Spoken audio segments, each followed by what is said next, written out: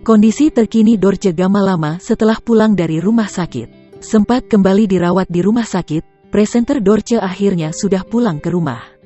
Lantas kerabat Dorce, Bunda Hetty mengungkapkan kondisi sang presenter.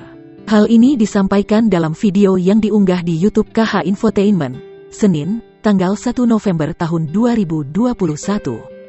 Bunda Hetty membenarkan Dorce sudah diperbolehkan pulang ke rumah. Bahkan keadaannya sudah semakin membaik dan kembali seperti sedia kala.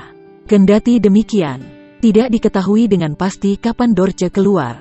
Beliau sudah pulang dari rumah sakit Pertamina, terang Bunda Hetty. Dinyatakan sudah sembuh, sudah lebih baik, dan sudah normal kembali. Penyakit-penyakitnya sudah sembuh, sekarang beliau sudah ada di rumah, tambahnya. Lanjut, Bunda Hetty menyampaikan terima kasih pada Menteri BUMN, Erick Thohir. Di mana Erick Thohir sempat datang menjenguk Dorce saat masih di rumah sakit.